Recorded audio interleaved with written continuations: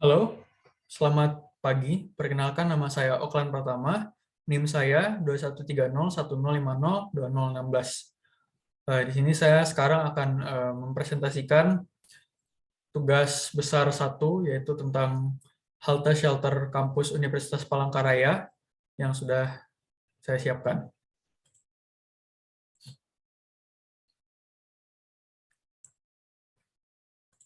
Baik.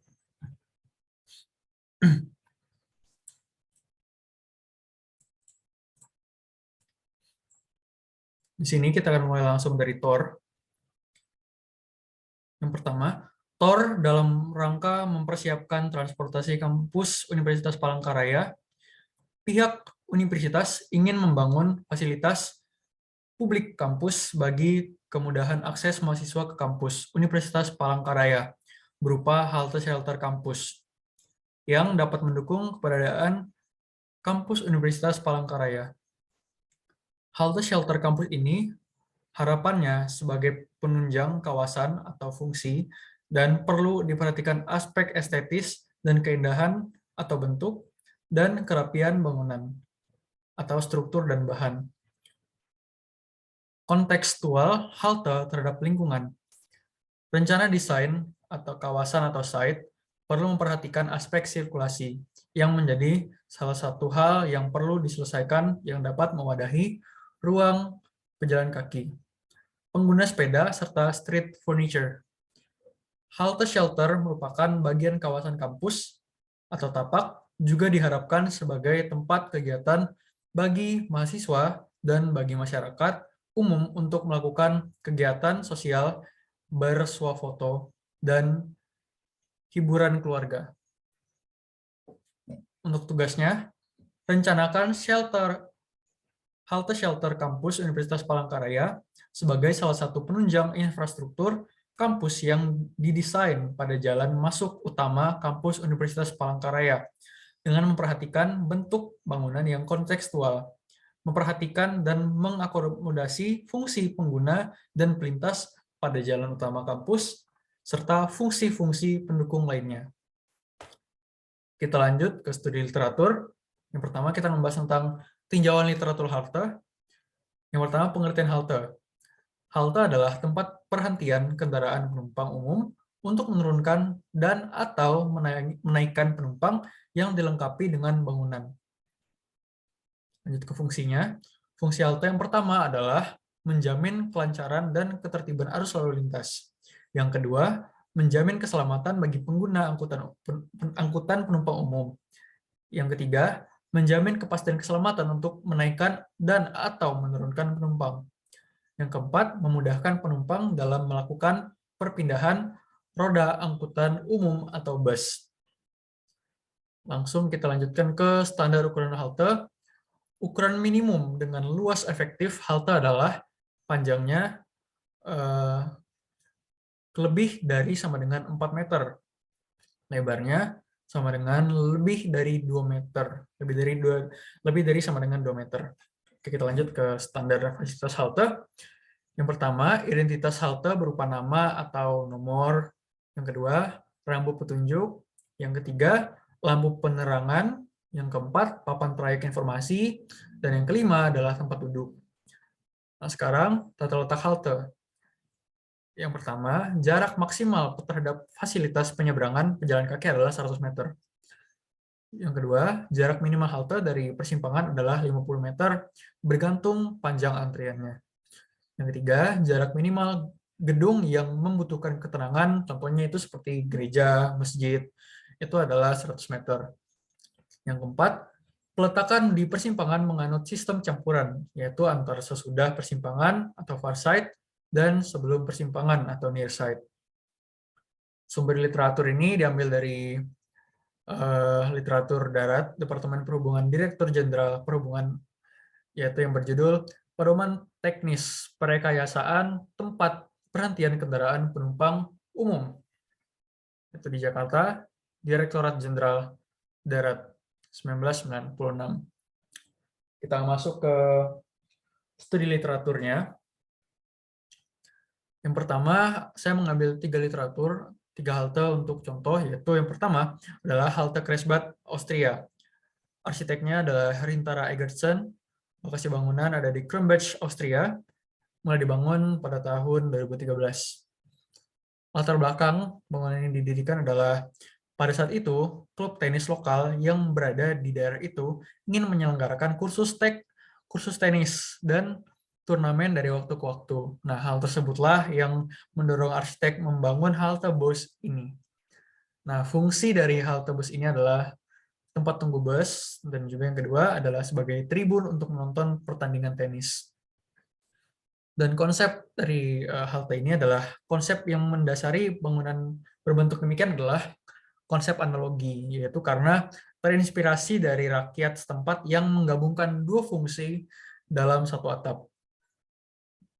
Sekarang kita lanjut ke halte bus Wake Technical Community College, USA. Arsiteknya adalah Pierce Brinkley Kies plus dan juga Lee. Juga lokasi bangunan ada di Raleigh, New York City, USA. Dan mulai dibangun pada tahun 2007. Latar belakang bangunan halte ini didirikan adalah banyaknya mahasiswa yang semakin bertambah, maka transportasi seperti bus semakin dibutuhkan. Nah, hal itu yang menyebabkan halte ini didirikan. Lanjut ke fungsi. Fungsi yang pertama adalah tempat santai mahasiswa. Fungsi yang kedua adalah tempat tunggu bus. Dan konsep yang digunakan adalah konsep programatik, karena halte ini sendiri merupakan pemecahan masalah atau cara pemecahan masalah dari banyaknya mahasiswa yang semakin bertambah. Dan kita lanjut ke halte yang ketiga, atau halte yang terakhir, yaitu adalah halte bus anti-COVID atau anti-corona di Korea. Nah, arsiteknya adalah pemerintah Korea sendiri, dan lokasi bangunan berada di Seoul, Korea, dan mulai dibangun pada tahun 2020, awal-awal masuknya corona di dunia.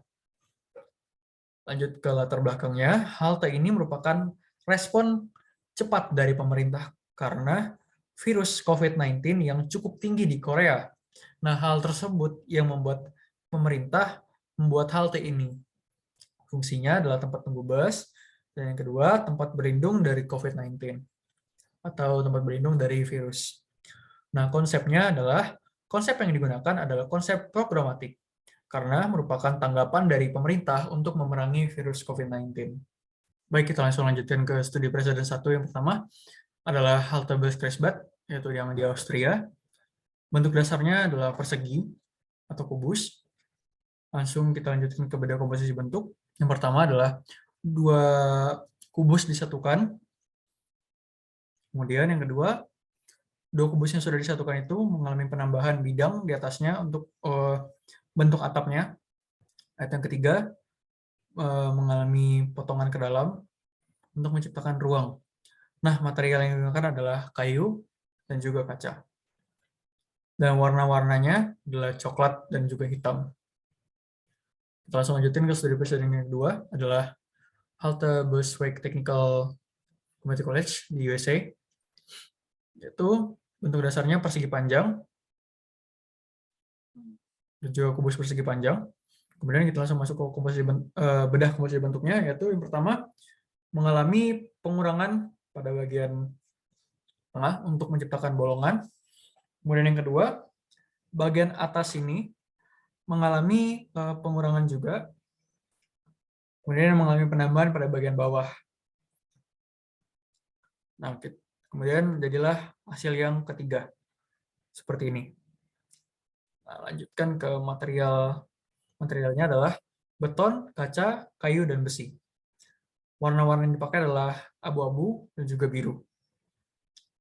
Kita langsung lanjutkan ke studi presiden yang ketiga, yaitu halte bus anti-COVID Korea. Bentuk dasarnya adalah persegi panjang, kemudian menjadi seperti sedikit melengkung, seperti ini. Langsung masuk ke bedah komposisi bentuknya. Yang pertama, kubus persegi panjang mengalami pengurangan pada sudutnya, hingga akhirnya menjadi seperti bentuk yang kedua. Kemudian mengalami potongan ke dalam agar menciptakan ruangan. Kemudian kita langsung lanjutkan ke material dari halte bus ini, yaitu kaca dan juga besi. Kemudian warna yang digunakan adalah hitam, biru, merah, dan putih. Langsung kita lanjutkan ke data existing dan analisa tapak. Yang pertama, lokasi site. Berada di depan gerbang UPR, Jalan Universitas Palangkaraya, kemudian di belakang tulisan UPR. Kita lihat di sini. Kemudian kawasan pada site dari arah utara, di arah utara ada daerah kampus, asrama, dan fakultas pertanian, kemudian juga dan lain-lain. Juga sekarang di arah selatan ada daerah perkotaan, kuliner, dan lain-lain. Arah timur, daerah kota, bundaran besar, perkantoran, dan lain-lain. Kemudian langsung ke arah barat, yaitu daerah kampus, yaitu fakultas teknik, rektorat, dan lain-lain. Langsung kita lanjutkan ke keterangan pada site. Tanahnya tidak berkontur. Kemudian yang kedua, berada di sekitar area kampus UPR atau di dekat gerbang UPR, di belakang tulisan UPR atau 5 meter di belakang tulisan UPR. Kemudian yang keempat, berada di trotoar bagian tengah atau medan jalan yang lebarnya 7,65 meter. Kemudian yang kelima, ada site berada di sekitar kurang lebih 30 meter dari Jalan Yosudarso. Kemudian lanjut ke aksesibilitas pada site.